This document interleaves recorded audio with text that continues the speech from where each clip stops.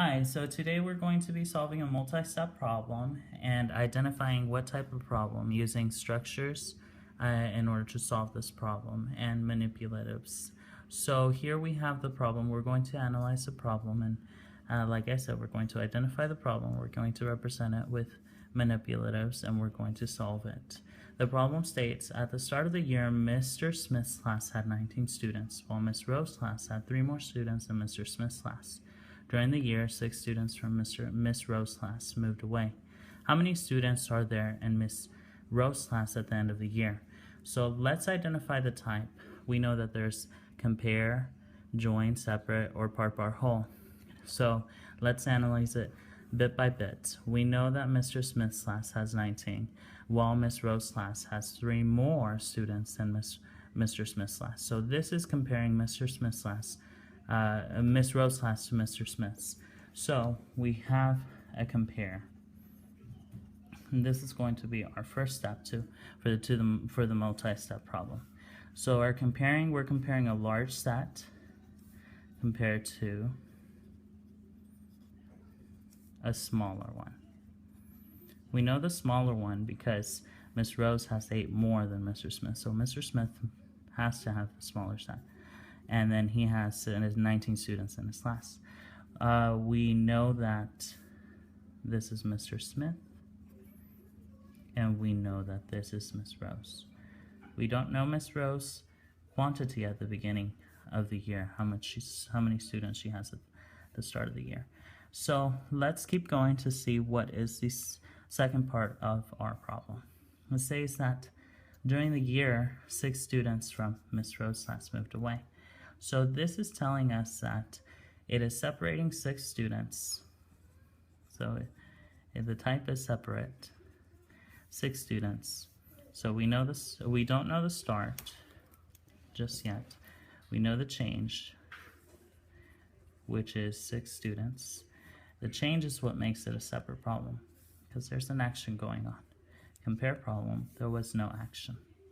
So, and we don't know the result yet. A misconception for students is that because there's only one piece of information, they will give up because they don't have enough information to complete or solve the problem.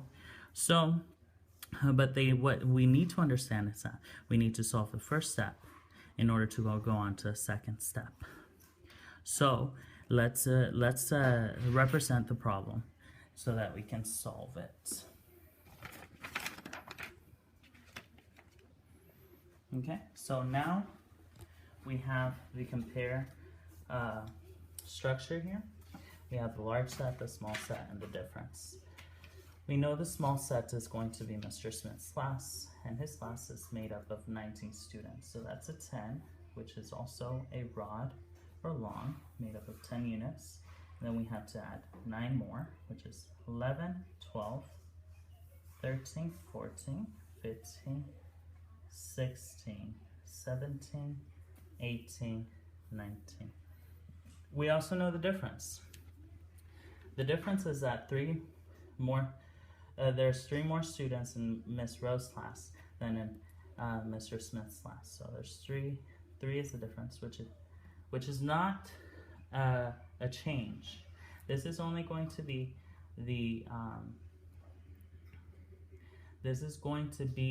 creating the equality for both things on each side of the equal sign.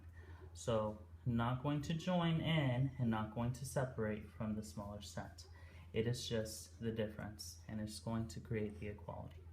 So the larger set. So now that we know that it's being compared to the smaller set, Miss Rowe's class is going to have the 15, which that was compared to Mr. Smith's, which he has 15. So that's the long, the 10, 11, 12, 13, 14, 15.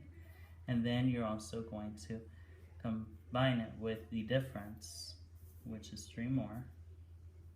Well, actually, Mr. Smith is not 15, it's 19. So 11, 12, 13, 14, 15, 16, 17, 18, 19. So here we have 19, and it's going to combine. We add one more here. This is going to regroup, by the way, because there's 10. So we're going to regroup it and substitute it with another long and the other 2 here.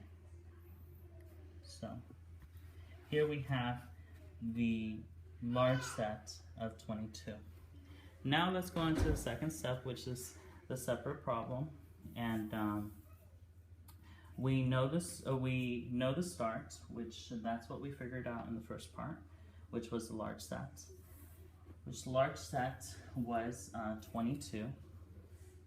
So we have 22 here, and we know the change is going to be 6. So 6 of the 22 will be separated because 6 students from Miss Rose's class moved away. So we have to regroup again. This long will be changed into 10. 1, 2, 3, 4, 5, 6, 7, 8, 9, 10. So if we line it up, we can see the rod. It's still being there. What we did is called regrouping. So, and it's still 22. So now we can separate 6. 1, 2, 3, 4, 5, 6, 5, 6. So this is what's left, and this is what is also going to be our result. So our result is going to be the rod, which is 10, 11, 12, 13, 14, 15, 16. And that is our result. 16 students, which were in Miss Rose's class at the end of the year.